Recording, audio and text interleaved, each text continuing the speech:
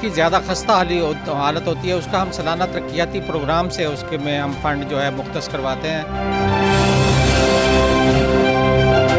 جیسے ہمارے ہاں بہت سے دیگر سرکاری اداروں میں فنڈز کے معاملات ہیں، فنڈز کی کمی ہے۔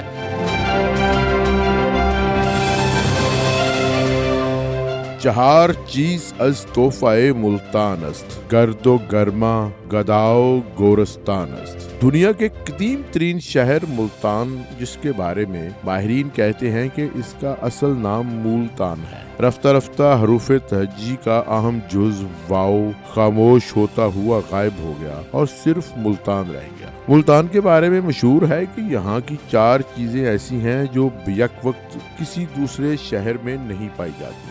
پہلی گرد یعنی مٹی، گرد و غبار۔ تیز ہواؤں کی وجہ سے ملتان کی فضا میں گرد و غبار کے جھکڑ چلتے رہتے ہیں۔ گرما، یہاں پر گرمی اور تپش کے معنوں میں استعمال ہوا ہے۔ گدا، مساکین، فقراء، اولیاء اللہ اور پیرو فقیروں کے لیے استعمال ہوا ہے، اور تاریخی طور پر ملتان کو اولیاء کی سرزمین بھی کہا جاتا ہے۔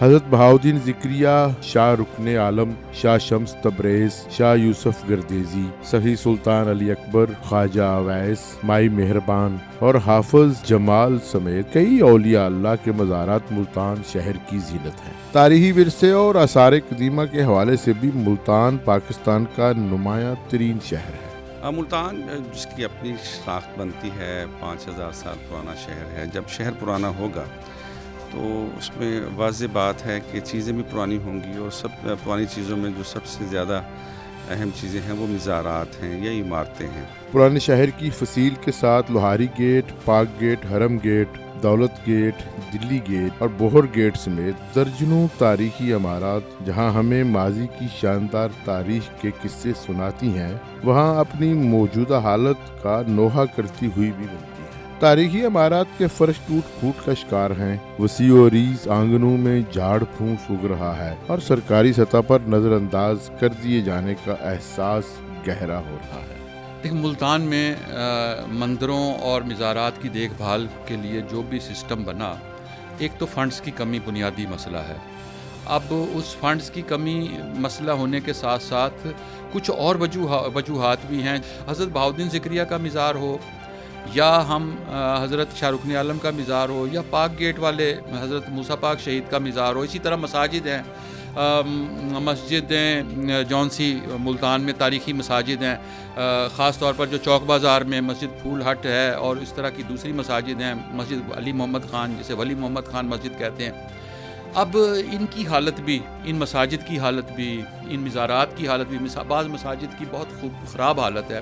ملتان شہر کی حدود میں محکمہ آثار قدیمہ کے زیر انتظام بزرگان دین کے مزارات سمیت کل 39 عمارتیں رفتہ رفتہ جھڑ رہی ہیں، اور ان کو بحال رکھنے اور ختم ہوتی ہوئی تزئین و آرائش کو دوبارہ اصل حالت میں لانے کے لیے کروڑوں روپے درکار ہیں۔ آثار قدیمہ کے ذرائع کا دعویٰ ہے کہ تاریخی عمارتوں کی سالانہ مرمت اور بحالی کے لیے بجٹ میں جس گرانٹ کا اعلان کیا جاتا ہے، اصل میں اس کا کہیں وجود نہیں ہوتا، اور محکمہ چند ایک خستہ حال عمارات کی تزئین و آرائش اور بحالی کے لیے تھوڑے سے فنڈز جاری کرتا ہے۔ لیکن یہ غلط دعویٰ ہے کہ تمام تاریخی عمارتوں کی دیکھ بھال کے لیے سالانہ کوئی گرانٹ دی جاتی ہے، بلکہ جن خستہ حال مزارات کی نشاندہی کی جاتی ہے، محکمہ ہنگامی بنیادوں پر انہی مزارات یا عمارات کے لیے فنڈز جاری کرتا ہے۔ ایس ڈی او محکمہ آثار قدیمہ ملتان غلام محمد کے مطابق 2017-18 کے دوران بزرگ شاہ حسین ستوزئی کے مقبرے کی تزئین و آرائش کے لیے 40 لاکھ روپے کے فنڈز مختص کیے گئے، لیکن بعض وجوہات کی بنا پر یہ اسکیم منظور نہ ہو سکی اور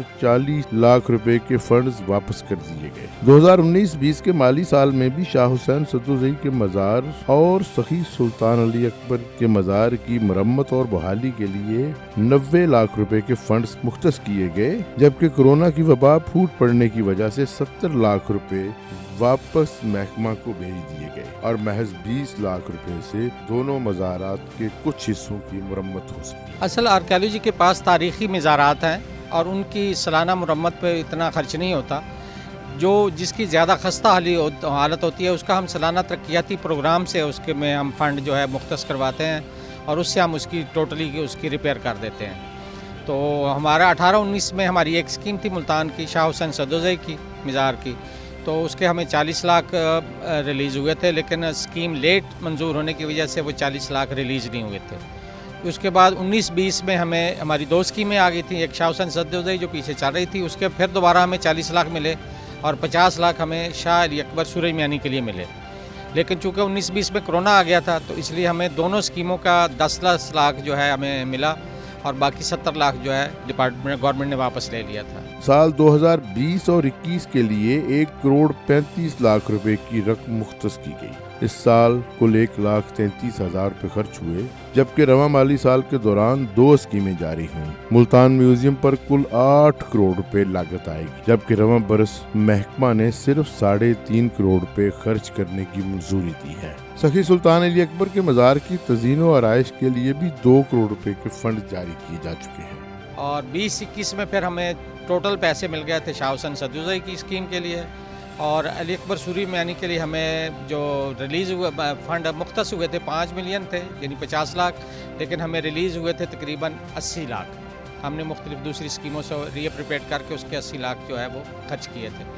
और इस साल हमें जो शाह अली अकबर सूरह मियानी है उसकी स्कीम के जो बाकी मानदा पैसे हैं तकरीबन 21 मिलियन वो पूरे के पूरे मिल गए हैं और उसमें से तकरीबन 11.5 मिलियन खर्च हो गए हैं और जून तक इंशाल्लाह वो बाकी 21 मिलियन टोटल जो है खर्च हो जाएंगे। शाह हुसैन की स्कीम हमारी पिछले साल 62 लाख में कंप्लीट हो गई थी, जबकि उसका तखमीना जो है वो 80 लाख था। लेकिन ये सब कुछ जो मुल्तान के कदीमी तारीखी विरसे को बचाने और इसकी बहाली के लिए खर्च किया गया है, ये आटे में नमक के बराबर है और मुल्तान की तारीखी अमारात और औलियाए इकराम के मज़ारात की बहाली और तज़ीन व आराइश के लिए बहुत थोड़ी रकम है। तकरीबन 40 मज़ारात और दर्जनों तारीखी अमारात और मकामात की बहाली के लिए खतीर रकम की ज़रूरत है। औकाफ का अमला वहाँ मौजूद है, लेकिन जैसे हमारे यहाँ बहुत से दीगर सरकारी इदारों में फ़ंड्स के मामलात हैं, फ़ंड्स की कमी है। अब वहाँ स्कीम बनती है, आते हैं, अब उसको टेक्निकली उसकी मुरम्मत जो है वो बड़ी टेक्निकली करनी पड़ेगी, क्योंकि ये कदीम इमारतें हैं। उसमें मुझे याद है 74 में जब इसकी रेनोवेशन हुई थी, 70s में भुट्टो साहब के दौर में शाहरुख आलम के मज़ार की भी हुई थी, बहाउद्दीन ज़िक्रिया के मज़ार की हुई थी। एक ईंट को रिप्लेस किया गया था, तो वो एक खड़े स्ट्रक्चर ख़त्म ना हो, एक ईंट को रिप्लेस करना वो बड़ा मुश्किल काम था और वो उस ज़माने में किया गया ताकि उसका जो स्ट्रक्चर है वो भी कायम रहे और उसकी शेप भी तब्दील ना हो और वो जो उसका हुस्न है वो भी बरकरार रहे। दूसरी तरफ पंजाब का महकमा आसारे कदीमा कदीमी गुर्बत का शिकार है और इस उम्मीद के साथ इसके शबो रोज बसर हो रहे हैं कि कभी वक्त आएगा और मुल्तान के इस तारीखी विरसे को बचाने और बहाल करने के लिए महकमे को फंड्स मिलेंगे, लेकिन मुस्तक़बिल करीब में ऐसा कोई इम्कान नजर नहीं आता और माशी बदहाली के इस दौर में आसानी के साथ ये अंदाज़ा लगाया जा सकता है कि मुल्तान के इस तारीखी विरसे को नज़रअंदाज कर दिया जाएगा। मुल्तान का जो मौसम है गर्मी, वो ग्रेजुअली इन चीज़ों को ख़राब कर देता है। तो आसार कदीमा के साथ साथ मुखय्यर हजरात और मुल्तान से मोहब्बत करने वालों को भी चाहिए कि ऐसे जितने भी आसार कदीमा के जो मज़ारात हैं, घर हैं या कुछ और यादगार जो हमें दिखाई देती हैं, उनको बाकायदगी के साथ उनके यहाँ विज़िट किया जाए, उनको महफूज रखा जाए। अगर इन तारीखी असासों की हिफाजत न की जा सकी तो ये कहा जा सकता है कि हम एक ऐसी नस्ल करार पाएंगे जिनके पास तारीखी विरसा तो था लेकिन उसको हमने ज़ाया कर दिया।